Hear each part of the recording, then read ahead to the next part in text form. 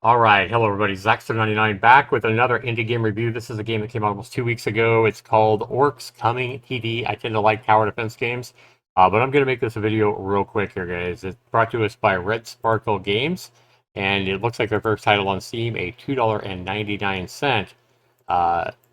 And this is a tower defense game. Graphics look really good for what it is and stuff like that. You have new features and things like that. But I'm going to show you guys why this developer needs to put a lot more effort and a lot more creativity into this game, and why you should stay away from it until the developer shows that he actually cares. And we'll be back to do that right after this.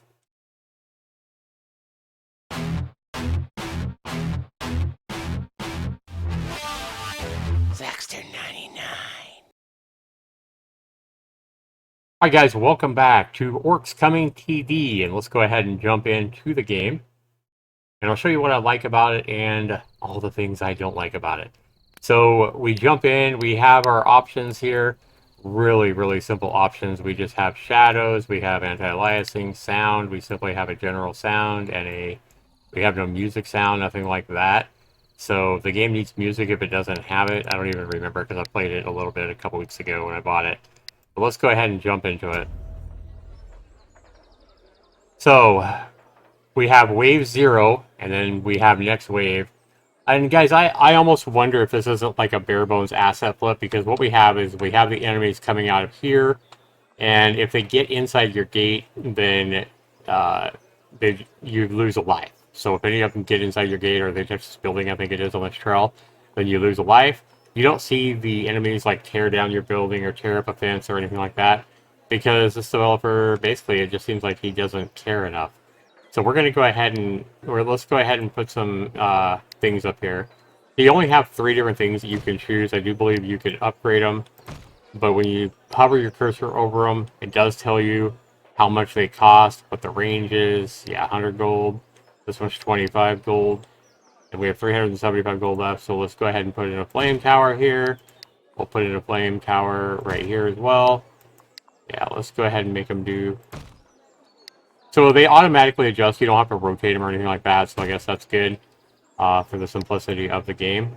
But we're going to go ahead and put in some more catapults here because they're cheap, and that's all we can afford. Go ahead and hit next game. You can zoom in and out.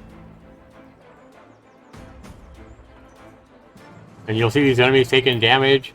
So the game doesn't even show you like their health bar. I feel like it should show their health bar above their head or something like that. We can't even see how much life they have, which is bad.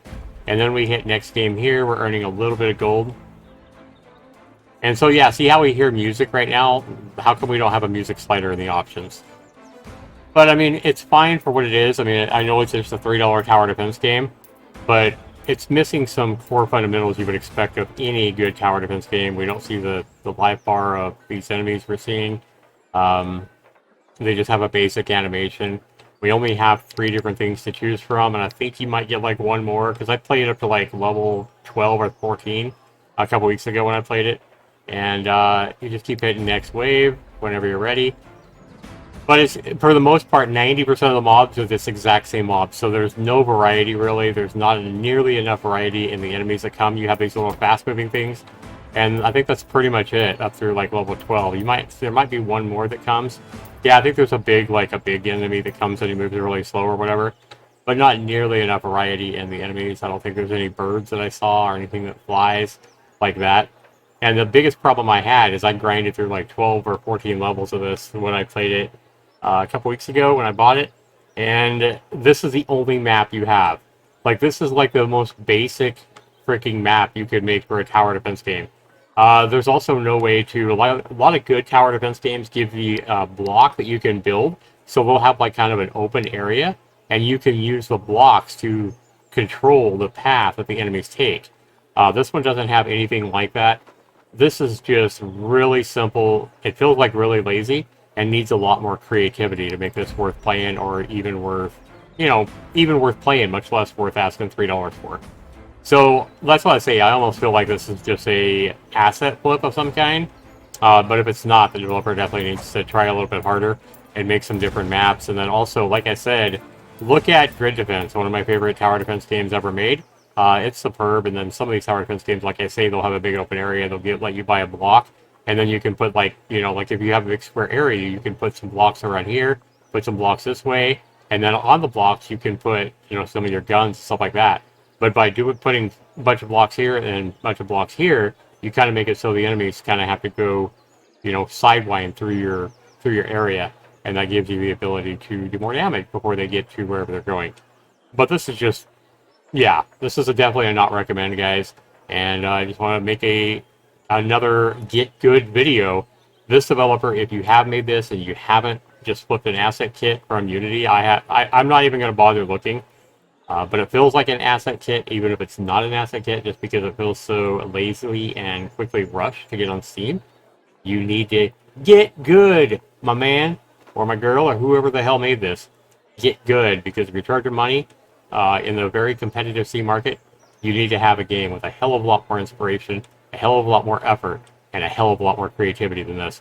There's just no way I could recommend this. Like I said, Grid Defense goes on sale all the time for $2.49, and is at least 500 times better than what we have here.